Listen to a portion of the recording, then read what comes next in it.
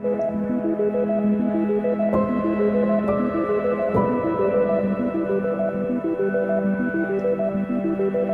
mana seorang pemuda silat tampak bersendirian di dalam kamar. Baru duduk sebentar untuk memeriksa ponselnya, listrik asrama seketika padam diiringi seruan petir yang menyambar.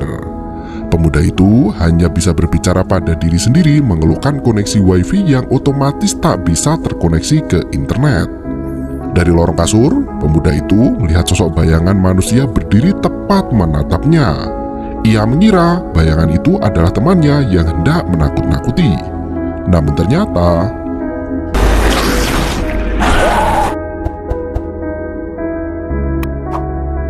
satu minggu kemudian, Adli bersama 4 temannya, Wari, Keci, Sam, dan Nick mengajak sepupunya Kak Fiza dan Kak Alia untuk wisata malam di hutan dekat asrama.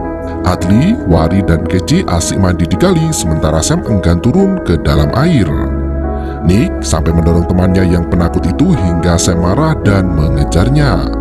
Saking serunya berlibur, Nick tak sengaja menendang perkakas milik Kak Fiza yang sedang memperbaiki mobilnya. Di tempat lain, Ustadz Nazmi dalam perjalanan menuju ke asrama kampus.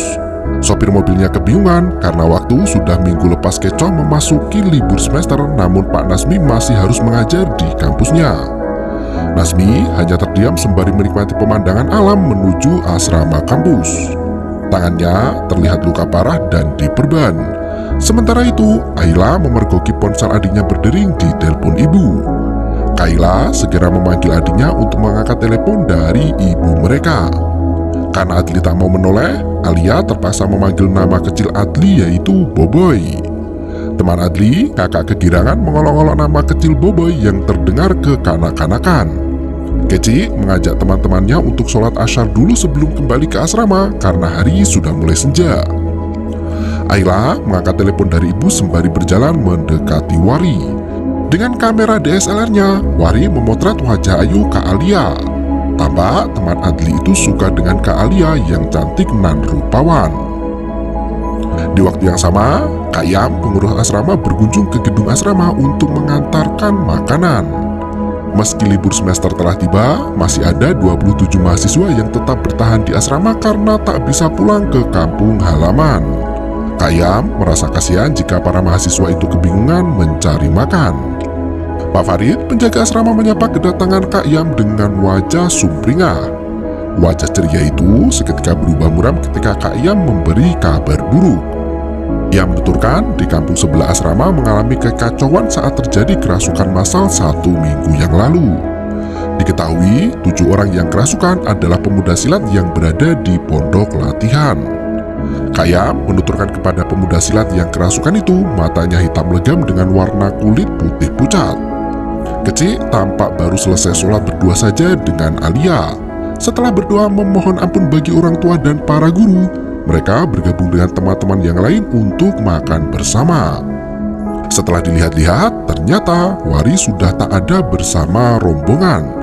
Ternyata Wari berjalan sendirian menyusuri hutan sembari memotret pemandangan alam nan memukau di sana.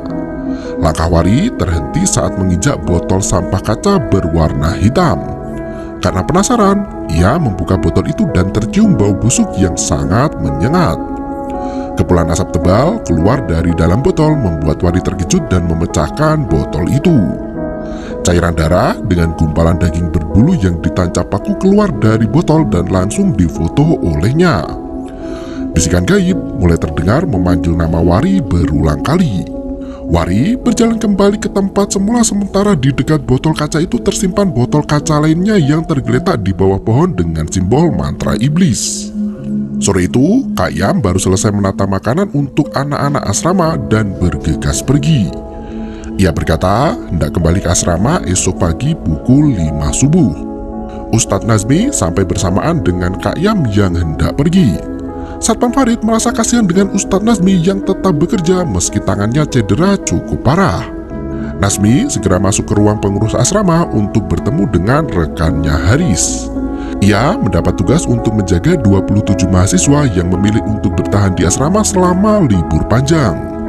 Haris terpaksa mendelegasi Nazmi untuk menggantikan pekerjaannya karena ada hal penting yang harus diselesaikan di kampung halamannya. Setelah mendapat kunci kamar dan daftar mahasiswa, Nazmi segera pergi ke kamar untuk meletakkan barang-barang. Asrama kala itu tampak sangat sepi dan senyap. Sesampainya di kamar, Nazmi mengenang anak istrinya yang telah tiada disebabkan oleh kecelakaan maut yang menimpa dirinya.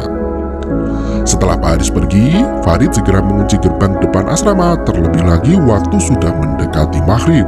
Adli dan teman-temannya masih dalam perjalanan dan sampai di asrama setelah maghrib. Mereka menggunakan jalur belakang di pintu rahasia untuk menyelinap masuk ke dalam asrama. Meski pintu pagar itu digembok dengan kencang, besi yang usang bisa terbuka dengan celah sempit yang memungkinkan mereka untuk masuk ke dalam asrama. Mereka mengendap-endap agar tidak ketahuan penjaga. Sesampainya di kamar, Ustadz Nazmi memergoki mereka masuk dengan membawa tas ransel.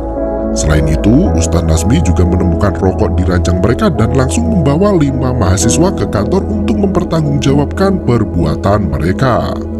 Karena ketahuan merokok dan pergi sampai larut malam, mereka dihukum untuk membersihkan kamar mandi asrama malam itu juga.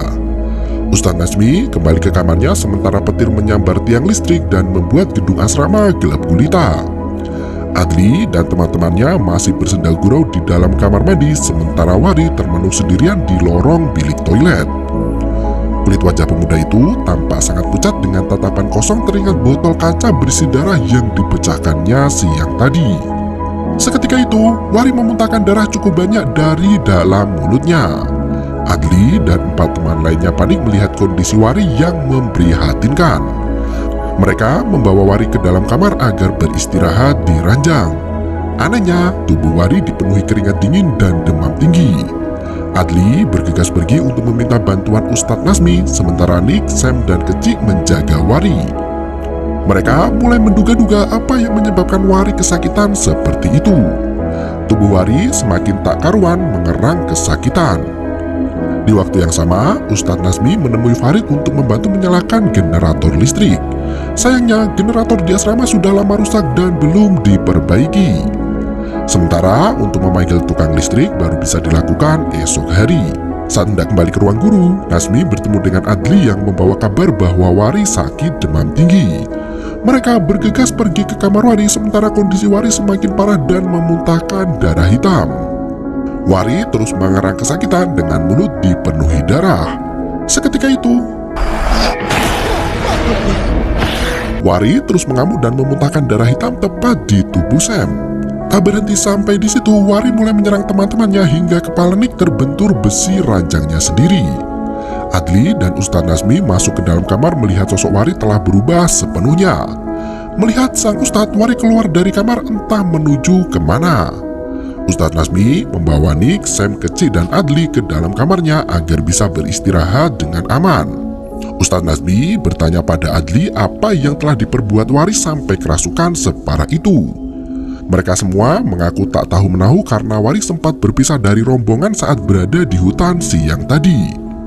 Karena telepon kantor asrama terputus, Ustadz Nazmi mengajak Adli untuk naik ke lantai atas agar mendapat sinyal di ponselnya dan menelpon ambulan. Kecil dan Sam bertahan di kamar Ustadz Nazmi untuk menjaga Nick yang tak sadarkan diri pasca terbentur kepalanya. Di waktu yang sama, Wari kembali beraksi menyerang mahasiswa yang sendirian di kamar mandi. Wari memakan tubuh mahasiswa itu dan membacakan mantra iblis hingga orang yang telah mati bisa bangkit kembali. Mendengar teriakan dari dalam asrama, Ustadz Nazmi berpencar dengan Adli. Adli mencari sinyal dari ponselnya untuk menghubungi ambulans sementara Ustadz Nazmi memeriksa sumber suara teriakan yang barusan ia dengar. Di waktu yang sama, Satpam Farid melihat mahasiswa berlari kencang kian kemari, entah apa tujuannya. Adli naik ke lantai atas dan Ustadz Nazmi memasuki sebuah kamar mahasiswa. Di dalam kamar itu terdengar suara kunyahan disertai erangan mengerikan. Ia mengarahkan senter ke atas ranjang, di mana anak-anak asrama tewas dengan tubuh berlumuran darah. Ternyata, di antara ranjang mahasiswa, sekelompok mahasiswa lain yang kerasukan memakan daging temannya sendiri. Ustadz Nazmi turut dikejar oleh mahasiswanya sendiri dan berlari sembunyi di dalam kamar mandi. Tiba-tiba, monster kerasukan lain muncul dari belakang dan menyerang gurunya. Ustadz Nazmi mengarahkan cahaya senter ke wajah monster itu dan ternyata mereka takut dengan cahaya. Farid berkeliling gedung untuk menasihati anak-anak agar segera kembali ke kamar masing-masing dan tidur dengan tenang. Ia bertemu dengan seorang mahasiswa yang berdiri dengan pakaian kotor dipenuhi darah. Ia menghampiri pemuda itu dan ternyata Adli sampai terkejut mendengar teriakan Farid yang menggema di penjuru asrama. Sam, kecil yang di kamar Ustadz Nazmi ketakutan sendiri mendengar ketukan pintu dari mahasiswa. Kecil merasa kasihan dengan mahasiswa rekannya itu dan hendak membukakan pintu. Sam justru menghalangi Kecil dan berkata jika orang yang menggedor pintu itu adalah Wari. Tak berselang lama, mahasiswa itu dikejar oleh para monster hasil kerasukan setan. Sementara itu, Adli berhasil menemukan sinyal di ruang kelas lantai atas dan langsung menelpon kakaknya, Alia. Dengan suara terputus-putus, Adli memohon agar Alia menjemputnya kembali di asrama karena situasi tengah genting dan berbahaya. Alia sempat berdebat dengan sepupunya Kak Fiza yang enggan kembali ke asrama menjemput Adli. Setelah berdebat panjang, akhirnya Kak Fiza mau mengantar Ayla dan putar balik menuju ke asrama adik mereka. Setelah menelpon kakaknya, Adli mendapat serangan dari Wari yang berubah menjadi iblis berwujud manusia. Wari berhasil menggigit tangan Adli, sementara si Adli melawan dengan menusukkan gunting ke leher Wari. Tubuh Wari tergeletak di lantai seolah tak bernyawa lagi. Adli mengambil ponselnya yang terpental namun sudah rusak dan tak bisa menyala lagi. Ia berlari meninggalkan jasad Wari sendirian di sana tak berdaya. Tiba-tiba, saat itu Ustadz Nazmi memergoki mahasiswanya yang kerasukan sedang membangkitkan temannya yang sudah dimakan dengan merapalkan mantra iblis. Adli berhasil kembali ke kamar Nazmi dan mengatakan jika dirinya telah membunuh Wari. Kecil dan Sam tak bisa berkata apa-apa mendengar hal itu. Adli menjelaskan dirinya tergigit oleh Wari yang berubah menjadi monster mengerikan. Sementara Ustadz Nazmi berpisah dengannya dan entah berada di mana. Saat Kecil membantu membersihkan luka di tangan Adli, Nick tersadar dari pingsannya. Sam mencoba menjelaskan perlahan apa yang baru saja menimpa mereka. Adli kembali meminta maaf karena dirinya tak sempat menelpon ambulan, namun ia berhasil menelpon Alia untuk datang ke asrama. Ustadz Nazmi masih mengendap-endap untuk kembali ke kamarnya bertemu dengan Satpam Farid yang bersembunyi di kantor pengurus.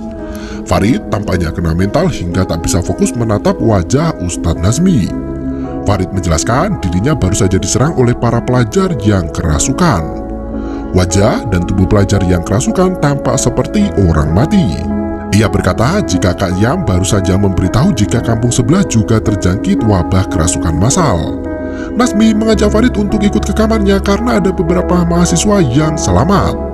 Kecil, Sam, Nick, dan Adli mendiskusikan bagaimana kerusakan itu bisa menyebar. Dari analisis mereka, kemungkinan besar berasal dari gigitan. Mereka jadi ketakutan sendiri karena Adli sudah digigit Wari dan kini duduk bersama mereka di satu kamar yang sama. Wari saat itu memulai ritual besarnya untuk merapalkan mantra sembari menuliskan simbol iblis di dinding kamar asrama. Bersama dengan hal itu, Kak Fiza dan Alia sampai di depan gerbang asrama. Mereka bingung karena asrama terlihat sangat sunyi dan gelap gulita. Satpam juga tak terlihat berada di ruang jaga. Adli memiliki firasat terkait kedatangan kakaknya dan mengajak Kecil untuk pergi ke gerbang depan agar bisa membukakan pintu berjaga-jaga jika kakaknya tiba. Mereka berdua menuju ke ruang jaga, namun mobil Kak Alia tak ada di sana. Ternyata Alia dan Kak Fiza pergi menuju ke pintu rahasia di belakang gedung asrama dan menyelinap masuk ke dalam. Kecil segera masuk ke ruangan Farid untuk mencari kunci gerbang depan, sementara Adli berjaga di depan pintu ruang jaga menunggu Kecil yang sibuk mencari kunci.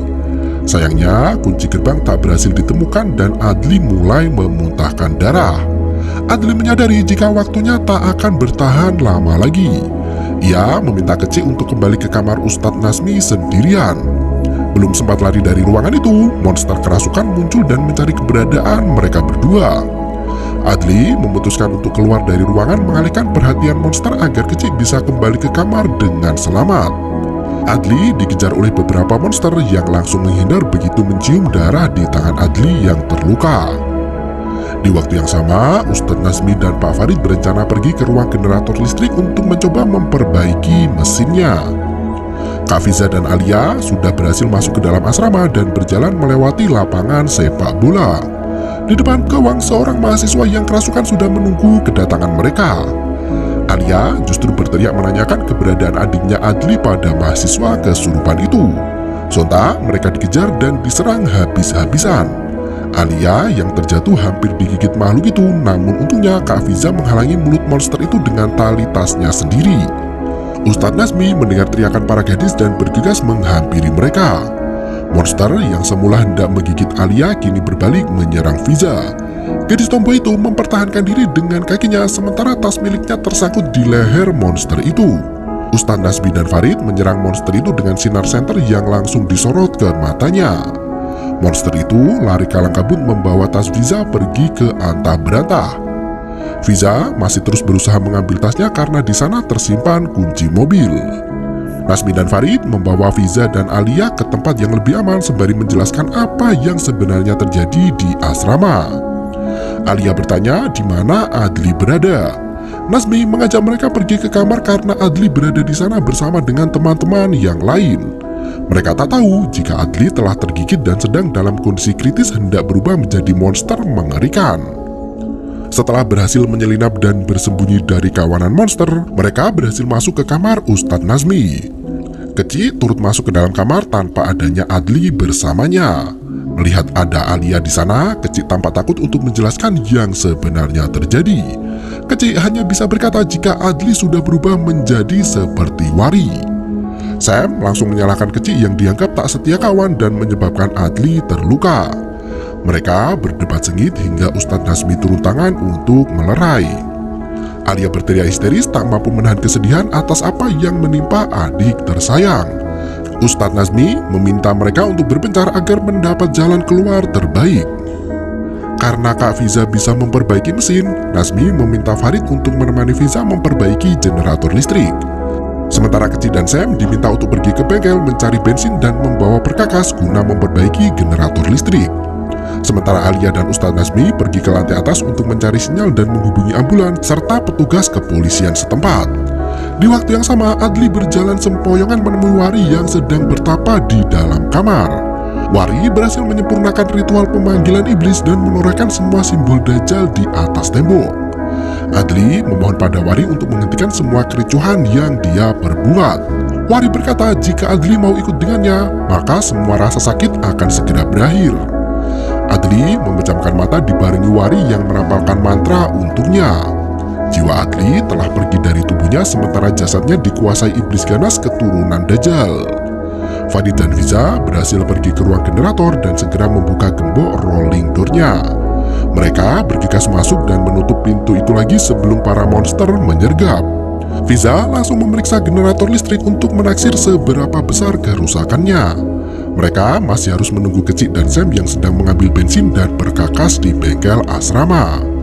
Farid memberikan gembok dan kunci ruang generator kepada Fiza karena dirinya hendak bersiap menyelamatkan Kecik jika mereka dalam masalah.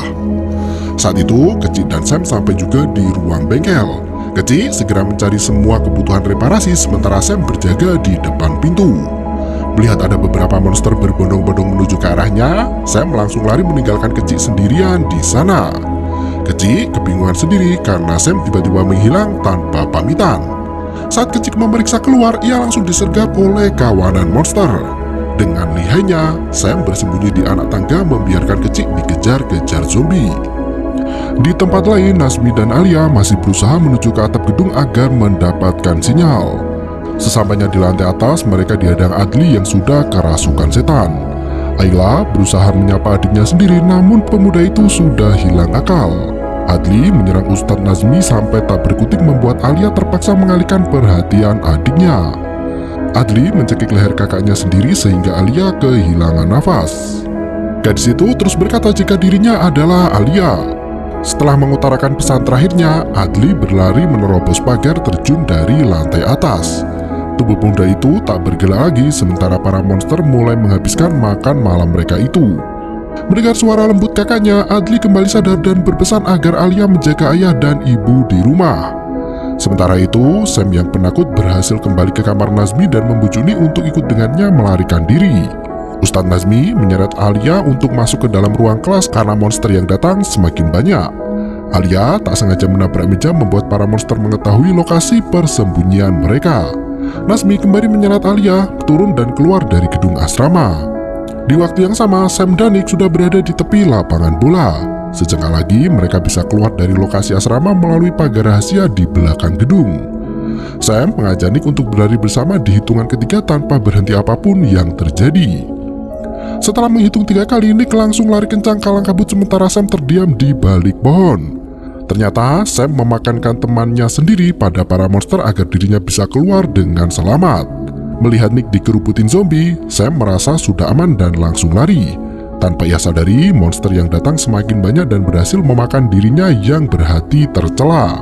Nazmi dan Ayla masih mengendap-endap berusaha sembunyi dari kejaran para monster. Di tempat lain, Kecil berlari kencang sendiri menuju ke ruang generator sambil membawa perkakas dan bensin. Demi menyelamatkan semua orang, Pak Farid merelakan diri untuk melawan para monster. Kecil masuk bersama Fiza sementara Pak Farid melawan dengan kekuatan tenaga. Ia berteriak pada Fiza untuk menutup pintu ruang generator dan jangan pernah membukanya lagi sebelum berhasil memperbaiki generator listrik. Satu monster menyelinap di bawah pintu dan dipukuli habis-habisan oleh Fiza. Mereka terpaksa mengunci pintu rolling door itu sementara Farid berhasil dimakan kawanan zombie. Saat Fiza dan Kecil memperbaiki generator, Nazmi dan Alia bersembunyi di dapur asrama. Mereka diserang oleh puluhan zombie yang bertingkah seperti singa kelaparan. Saat hendak menutup pintu, tangan Nazmi tergigit oleh salah satu monster yang kepalanya menyelinap masuk. Sekuat tenaga, ia menahan rasa sakit sembari terus bertahan. Setelah pintu berhasil ditutup, Nazmi menghalau pintu itu dengan lemari dan rak piring. Nazmi berkata mereka tak bisa melakukan hal lain lagi selain menunggu generator listrik menyala dan menunggu pagi menjelang. Dari balik pintu, Wari muncul dan memanggil Ustadz Nazmi. Wari mengajak Nazmi untuk ikut dengannya karena sudah tergigit. Kepala suku monster itu merayu Nazmi agar menjadi pengikutnya dan menjanjikan banyak hal manis. Ia bahkan menuturkan jika Nazmi bisa berkumpul kembali bersama anak istrinya jika mau menjadi pengikutnya.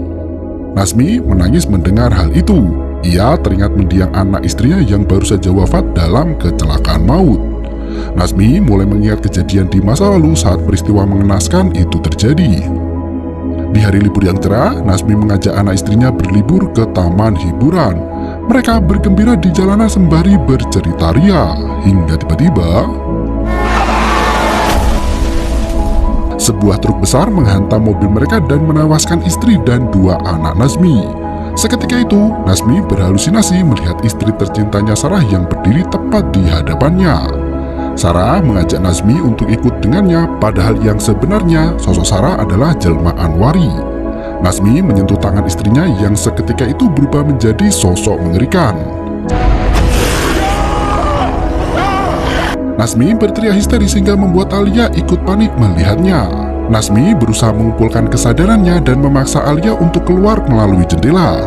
Alia menangis meninggalkan Nazmi sementara para monster semakin menggila dan hampir menumbangkan pintu masuk dapur. Di ruang generator listrik, Fiza mencoba menyalakan mesin namun belum juga berhasil. Sementara itu, Nazmi masih berusaha untuk tetap sadar sembari melepas regulator gas LPG di dalam dapur. Setelah melepas semua generator gas LPG, Nazmi terduduk lemah sembari menatap foto keluarganya. Karena kehabisan energi, Nazmi sampai pingsan tak sadarkan diri. Fiza dan Kecil masih berusaha secepatnya memperbaiki generator listrik dibarengi dengan pintu dapur yang berhasil dibobol kawanan Wari. Monster itu berlari melingkari tubuh Nazmi sementara listrik perlahan mulai menyala. Wari berjalan mendekati Nazmi dan seketika itu listrik berhasil menyala seluruhnya. Monster yang mengerubungi mulai kehilangan kekuatan dan kejang-kejang sampai akhirnya mati sendiri. Fiza dan Kecil keluar dari ruang generator menyadari pertempuran telah usai. Sementara itu, Alia berdiri termenung melihat ruang dapur yang terbakar habis oleh ledakan gas LPG.